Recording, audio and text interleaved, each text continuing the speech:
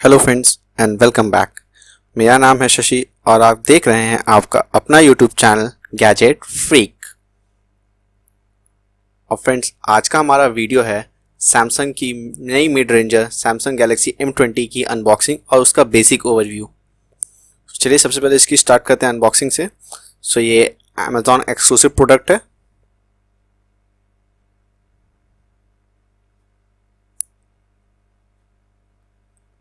इसका wrapper peel of कर देते हैं। काफ़ी बेसिक पैकिंग है। इसका प्लास्टिक रैपर हटा देते हैं।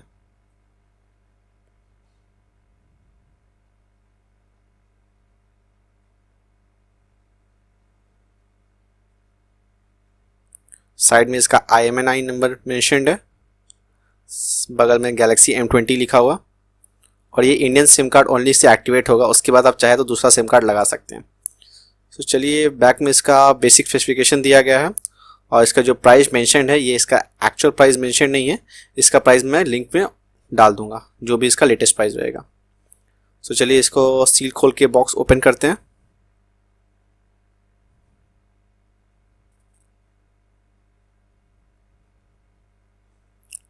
इसको बाहर निकालते हैं।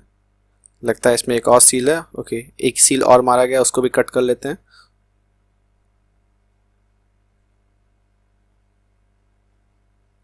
चलिए बॉक्स को निकालते हैं।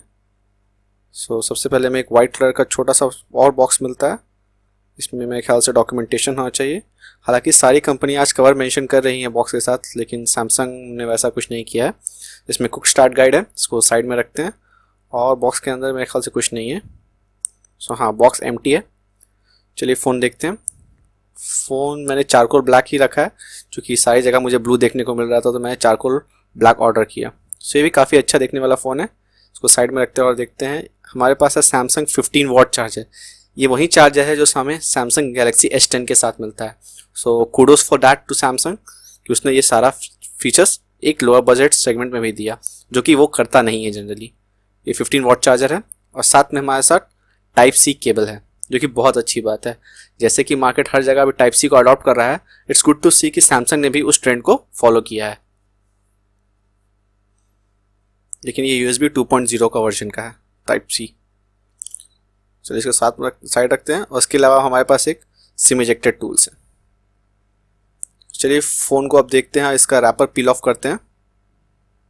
इसका किसी भी नए फ़ोन का रैपर फील करना बहुत ही सेटिस्फाइंग लगता है। चलिए इसको ओपन करते हैं।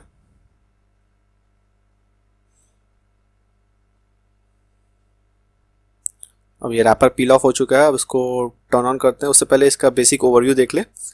ये फ्रंट 6.3 इंचेस का स्क्रीन है और इसमें टीयर ड्रॉप नॉच आता है, जो सैमसंग इसको गैलेक्सी का डुअल कैमरा है। इसमें एक 13 दूसरा 5 मेगापिक्सल फिंगरप्रिंट स्कैनर। इसमें फेस अनलॉक भी है।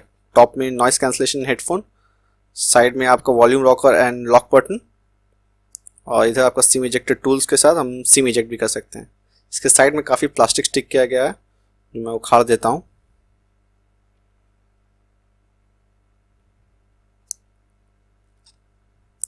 साथ में इसका बॉटम फायरिंग स्पीकर भी है टाइप सी पोर्ट के साथ, और सिम इजेक्टेड टूल्स हम सिम इजेक्टर भी निकाल सकते हैं। ये इसका बेसिक ओवरव्यू हो गया। चलिए इसको टर्न ऑन करते हैं। जैसे में होता है इसमें काफ़ी प्लास्टिक स्टिक कर गया है साइड साइड में। चलिए फ़ोन अब बूट अप करके देखते हैं। इससे पहले एक बार देख ले कि इस सिम स्लॉट कैसा दिया गया है। मेरे ख्याल से इसमें डेडिकेटेड सिम स्लॉट होगा और डेडिकेटेड माइक्रो SD का स्टोर होगा। देखिए इसमें आप देख सकते हैं, इसमें 2 नैनो सिम और एक मेमोरी कार्ड लग सकता है, जो कि बहुत अच्छी बात है, जो ऐसे बजट सेगमेंट में सैमसंग जल्दी ऑफर नहीं करता। चलिए इसे बूटअप करते हैं सैमसंग गैलेक्सी M20। और ये जब तक ये बूटअप होता है, मैं आपको फ़ोन की बेसिक स्पेसिफिकेशन बता दूं। ये सैमसंग गैलेक्सी M20 का Exynos 7901 ऑक्टा कोर प्रोसेसर है। इसमें 3 GB और 4 GB का वेरिएंट अवेलेबल है। साथ ही इसमें हमारे पास डेडिकेटेड 512 GB तक एक्सपैंडेबल स्टोरेज है। ये 6.3 इंच का full HD plus LCD display है। इसमें 409 PPI डेंसिटी का स्क्रीन है। इसका फ्रंट कैमरा 8 मेगापिक्सल का और यह 13 प्लस 5 मेगापिक्सल का डेप्थ सेंसर है। इसमें नॉन रिमूवेबल 5000 mAh की बैटरी आती है 15 वॉट फास्ट चार्जिंग के साथ। इसमें USB टाइप सी का 1.0 वर्जन है। ब्लूटूथ 5.0 भी सपोर्ट करता है। ये 2 कलर ओशन ब्लू और चॉकोल ब्लैक में अवेलेबल है। इसमें फुल एचडी रिकॉर्डिंग कर सकते हैं, इसमें डॉल्बी एटमॉस की सपोर्ट भी है और इसमें फिंगरप्रिंट स्कैनर भी दिया गया है। सो फ्रेंड चलिए अब ये बूटअप हो गया, अब इसको हम स्टार्ट करते हैं। इसका बेसिक सर्टिफिकेशन ये सेटिंग्स करते हैं। Let me connect it to wifi. Okay चलिए वाईफाई से कनेक्ट हो चुका है, अब आगे बढ़ते हैं।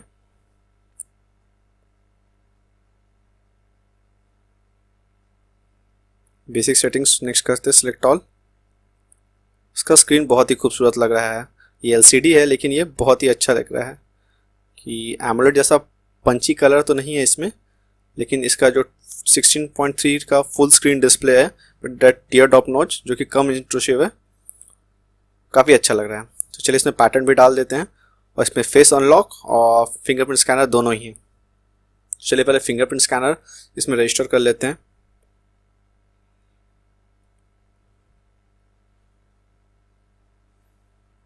सो फेस अनलॉक पहले रजिस्टर कर लेते हैं। ओके सो इसको हम चेक बाद में करेंगे, फिलहाल रजिस्टर कर लेते हैं। Basic setting next. चलिए फ़ोन सेटअप हो चुका है और ये ऑन हो रहा है। जैसा कि मैंने पहले ही बताया, ये फ़ोन काफ़ी ब्राइट लुकिंग और काफ़ी अच्छा स्क्रीन डिस्प्ले क्वालिटी का स्क्रीन है। ये इसमें फुल एचडी 1080p तक का देख सकते हैं और इसका ब्राइटनेस काफ़ी ब्राइट होता है। दैट मीन्स इसके धूप की विजिबिलिटी काफ़ी अच्छी होगी। और जैसा कि इसमें बेसिक सैमसंग ऐप्स, इसमें सैमसंग का वन UI नहीं दिया गया है, इसमें सैमसंग की एक्सपीरियंस 9.5 वर्जन ही है जो देख के लग रहा है। चलिए इसको चेक भी कर लेते हैं हम लोग। बेसिक सेटिंग्स में जाके इसका बेसिक डिस्प्ले सब ऑप्शन सब देख लेते हैं।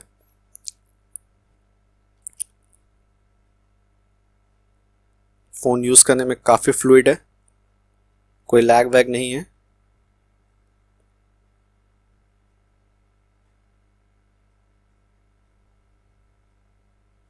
अबाउट द फ़ोन में जाके देखते हैं। ये काफ़ी ख़राब लगता है देखने में कि अभी हमारा क्यू आने वाला है और ये सैमसंग अभी 8.1 वर्जन ही चला रहा है और सैमसंग एक्चुअली 9.5 ही है, इसमें ओरियो ही चला जा रहा है। कम से कम इसमें पाई तो देना ही चाहिए क्योंकि क्यू अब का बीटा वर्जन भी लॉन्च हो चुका है और ये अभी तक 8.1 वर्जन ही दे रहा है। चलिए इसका फिंगरप्रिंट स्कैनर भी देख लेते हैं। जो फिंगरप्रिंट स्कैनर काफ़ी लेज़ी है। I mean, मुझे रजिस्टर करने में इतना ज़्यादा टाइम किसी फिंगरप्रिंट स्कैनर में नहीं लगा जितना इस फ़ोन में लगा। प्लस इसका सरफेस भी ज़्यादा एक्टिव नहीं लग रहा है मुझे। चलिए इसको यूज़ करके देखें तब समझ में आएगा। और ये काफ़ी टाइम ले रहा है रजिस्टर करने में। चलिए रजिस्टर हो चुका है, अब ट्राई करके देखते हैं। ओके फर्स्ट ऑफ ऑल मेरे को फुल स्क्रीन लॉक करना होगा। सो ये हाफ सेकेंड से 1 सेकेंड लगता है ओपन होने में। एक्यूरेट तो है लेकिन उतना स्पीड नहीं जितना कि इस बजट में और लोग ऑफर करते हैं, जैसे कि रेडमी सीरीज की जो फिंगरप्रिंट स्कैनर है काफ़ी स्टेज है, आसूस की भी हाफ सेकेंड से 1 सेकेंड के बीच में ये टाइम लेता है ओपन अप करने में। चलिए इसका फेस अनलॉक भी देख लेते हैं। मैंने फेस पहले ही रिकॉग्नाइज करके रखा है, इसमें शो करके रखा है। अगर आप देख सकते हैं कि इसके टॉप हाफ में एक छोटा सा लाइट ब्लिंक करता है और ये ओपन होता है। वो नॉच के बगल में एक छोटा सा लाइन आता है और ये ओपन कर देता है। फेस अनलॉकिंग काफ़ी स्पीड है कंपेयर टू फिंगरप्रिंट स्कैनर। चलिए अच्छी बात है कि दोनों ऑप्शन दिया गया है। फेस अनलॉक उतना सिक्योर नहीं है लेकिन कन्वीनियंस के लिए काफ़ी अच्छा है। चलिए इसके बाकी सारे फीचर्स देखते हैं।